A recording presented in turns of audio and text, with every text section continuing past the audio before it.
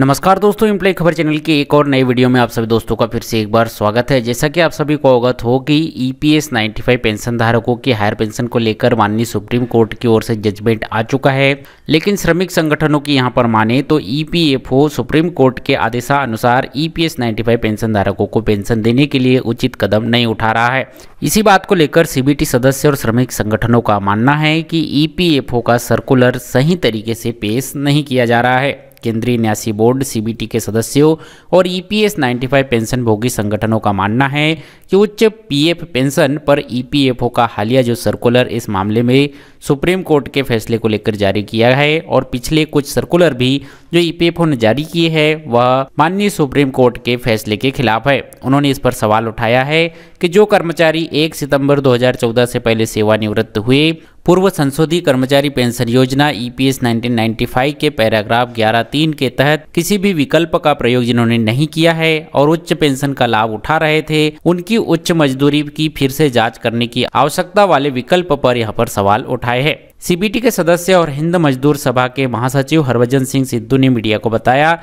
कि वह फरवरी में होने वाली सीबीटी की अगली बैठक में इस मुद्दे को उठाएंगे। हम उच्च पीएफ पेंशन पर सुप्रीम कोर्ट के आदेश को लागू करने पर सरकार के रुख और ईपीएफओ द्वारा की गई तैयारियों के बारे में नहीं जानते।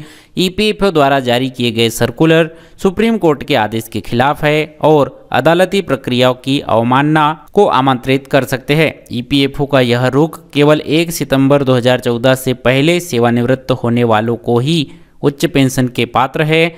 सुप्रीम कोर्ट के आदेश का स्पष्ट उल्लंघन है। श्री सिद्धू ने कहा कि वह 30 जनवरी को होने वाली करीब 10 केंद्रीय ट्रेड यूनियनों और विभिन्न क्षेत्रीय यूनियनों और महासंघों की संयुक्त बैठक में भी इस मुद्दे को रखेंगे। इसके अलावा एनएसी के राष्ट्रीय अध्यक्ष कमांडर अशोक रावत ने भी इस मुद्दे पर कहा कि ईपीएफओ ने सुप्रीम कोर्ट के आदेश की गलत व्याख्या की है। वे पेंशनरों के लिए उच्च पेंशन नहीं देना चाहते, यह उनकी कार्यवाही से बहुत स्पष्ट हो रहा है। श्री रावत ने केंद्रीय भविष्य निधि आयुक्त नीलम समी राव को लिखे एक पत्र में कहा कि सुप्रीम कोर्ट ने सभी पेंशनरों को 4 नवंबर 2022 से 4 महीने की अवधि के भीतर विकल्प का प्रयोग करने की अनुमति दी है। निर्धारित अवधि के भीतर प्रयोग किए जाने वाले विकल्पों का प्रारूप 29 दिसंबर 2022, 5 जनवरी 2023 व 25 जनवरी 2023 को जारी किए गए ईपीएफओ के पत्र अधिक वेतन पर पेंशन का लाभ देने लायक नहीं है। संयुक्त विकल्प लेने के लिए बहुत सारी शर्तें हैं और उच्च पेंशन का लाभ अभिन्न अंग है जिसकी आज तक अनुमति नहीं है। उन्होंने पत्र में कहा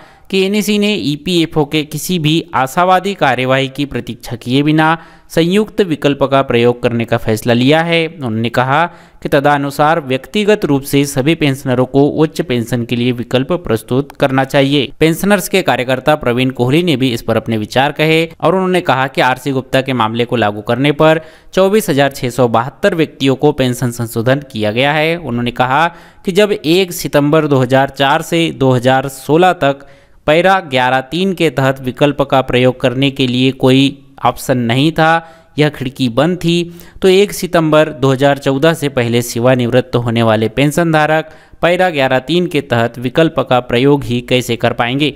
इस तरह से ईपीएफओ का जो सर्कुलर है वह कुल मिलाकर पेंशन धारकों को गुमराह कर रहा है। और इसी तरह की खबरें कई सारे न्यूज़पेपर मीडिया हाउसेस में भी यहाँ पर जो है प्रकाशित हुई है। प्रिंट मीडिया और डिजिटल मीडिया में भी इस तरह की खबरें हैं।